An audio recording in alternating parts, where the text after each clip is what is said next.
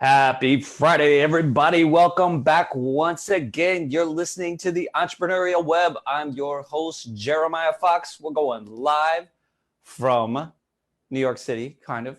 I'm sitting in my restaurant in Brooklyn, Della. We've had to use Zoom, as the rest of the world has, to conduct our social activities. I am well far away from my guest today. No issue with social distancing. I thought about wearing a mask, but then I was like, man, that's crazy. So before I introduce my guest, I'm going to give you the message of the week. I usually don't read articles a whole lot, especially news articles, but lately there's been some really interesting stuff coming down the pipe, especially in regards to the restaurant industry. And this was just a general business article from the New York Times earlier this week, entitled, "I don't think the New York that we left will be back for some years." And it's a great just synopsis of what's happening in the business community, especially, is what they were really talking about. There was just a really great quote from this article that stood out to me. "New York City has been the center of calamity before: the September 11th terror attacks, the 2008 banking crisis, the 1970s. And each time, economic life bounced back stronger, but also scarred. The obituary of New York City has been written more than once, and it's always been proven incorrect." Boom! I thought that was fantastic. And my guests today, we have two, both are based in New York City here. So I thought it was very appropriate to bring them on. The first of which is my good friend, Brent Lagerman. Brent, how you doing? I'm doing great. Yeah, I was running a little late. I went over to Home Depot, which is why I still have the mask on. But it's not. What's that? What's that Will Ferrell movie? He's like, "I would go to Home Depot," and what is that? Do you remember that? Where he's like at the frat party. I don't remember that. Every time I hear that, I went to That's Home my Depot. life. I just think of Will Ferrell. That's my getaway. Whenever I want to get away from the family for a while, it's like, just go to Home Depot, walk down the aisles. Right. Because you ain't in Brooklyn no more. You don't want to go to the Home Depot here too much. That's like back against the wall, gun to the head. Okay, we'll go to Home Depot. Shit show. Yeah, no, I'm up in the Hudson Valley in beautiful Cold Spring, New York. Little shout out to Cold Spring. But yeah, we're it's good and bad. You know, we're not able to get to the city quite as easily, but there's plenty of great hiking and outdoor stuff to do. So appreciate being able to get outside a little bit right now. Nice. Yeah, I bet. So tell everybody about your company, what you do. Yeah. Yada, yada. So my company, I've had a few companies in Brooklyn, actually. The first one was called Mimo y Mima, and it was a web design company, specifically just designing websites for small businesses, super businesses like restaurants, like mine. Yeah, and also, artists, just really anybody who needed a website back in the days when you didn't even have Wix and stuff like that. We were doing this for like the last 15 years. And then even after things like, Wix and Squarespace came along, there's still a lot of people who need more custom work. So we were doing that type of work. And then the whole startup scene started to blow up in Brooklyn. Mm-hmm. And because of that, we kind of branched off, and we have another agency, which is also still going strong, called Condensed. And Condensed is basically branding for startups.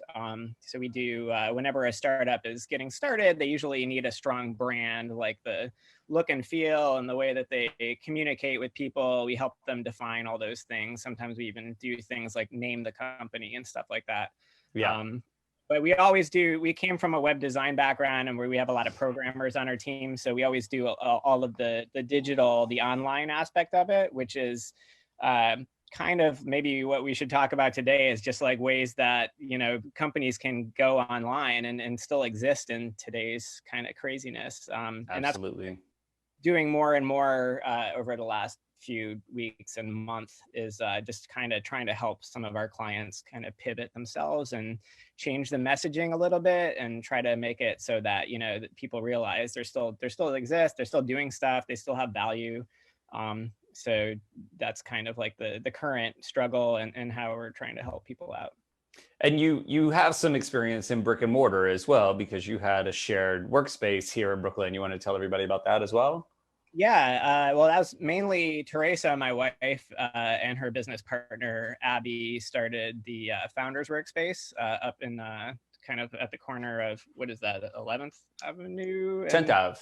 10th Ave in Have you Prospect. been gone that long? I don't even know. Forgot the When I was streets. there, when I was there, I'm like, where am I? Yeah. I'm not good with directions, but anyway, yeah, it had been good to just get a lot of people from the neighborhood to share an office space together, and it was cool to meet a lot of small businesses that way. We helped a lot of them with their web presence as well, which is great. But yeah, obviously, So, just like but you know a little bit of the inside story on like actually paying rent and utilities and like having an actual store, a storefront. it's a struggle even when there isn't COVID going on. So I Right. can't even. I feel like it was hard enough. But this, yeah, it's insane. Like trying to cover rent right now. I wonder how that's going. Yeah, no, well, a lot of people just aren't. There was another really great article written by the owner of Prune. It's a restaurant in the East Village. They opened in '99 and she closed just a few hours. She just preemptively decided to do it, but just a few hours before Cuomo's, deadline. Here you go. You got to close your dining room. She just like felt it, and they, their operation. I'm sure their rent was astronomical, even after signing subsequent leases. Each time you sign, it goes up again. And it was just this. It's funny because it's not like an obituary of her restaurant. You don't get the sense that she's given up, but it's damn sure melancholy. It's just like, damn. And it talks about like, I'm just reading it and it's like reading pages out of my own life because it's all those things that you go through.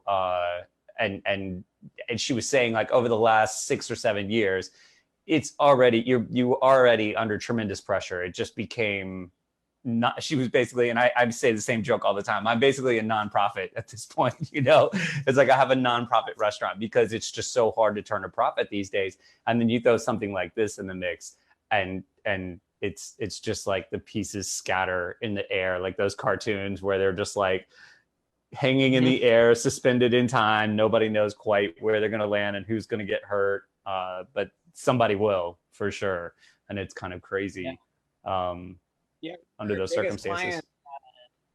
One of our larger clients is an outdoor adventure park. So like they basically had what they do is it's like a treetop adventure where you have zip lines and you're going and stuff.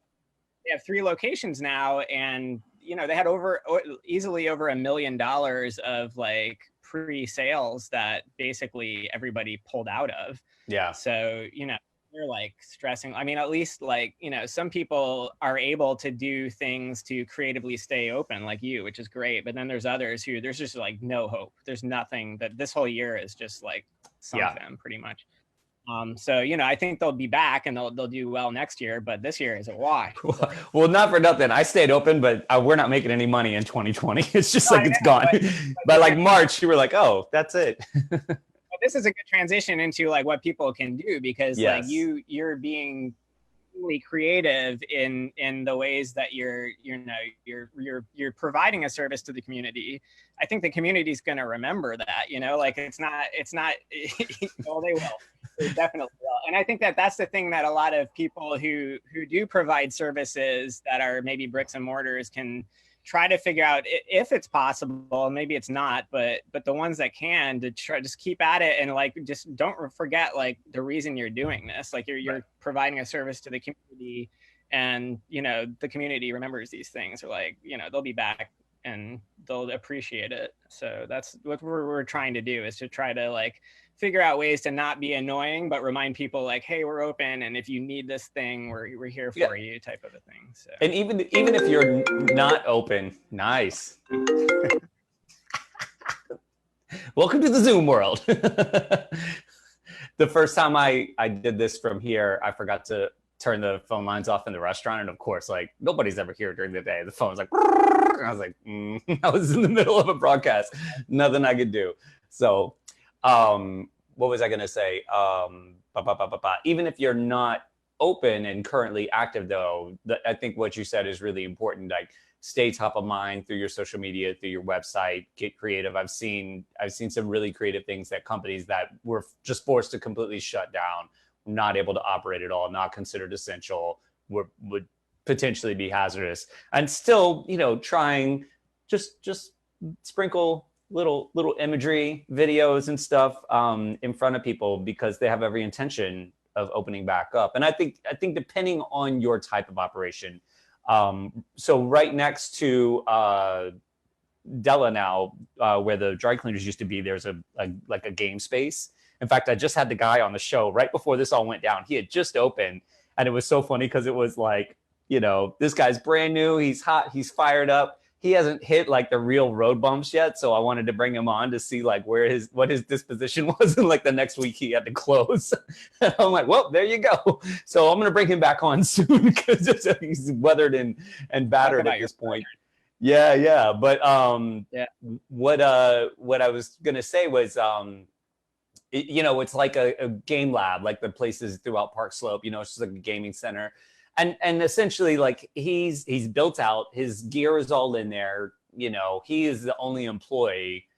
Obviously, he's behind on rent and utilities right now. But essentially, a business like that, I mean, I make it sound easy because I'm running a bunch of crazy operations right now, and if we shut down, that would be it. I mean, essentially, he can turn the key, turn on the lights, muster up some money to pay some bills to get himself back operational. And of course, he's not going to make any money for 2020. But if he loves his business and he's dedicated to this, which I think he is, he could get back open. Where if you were like a retail store with perishables or a restaurant and you shut down, like how do you start back? That it costs so much money to open for one day. I don't know how they're going to do it. That one's the one that I'm scratching my head at.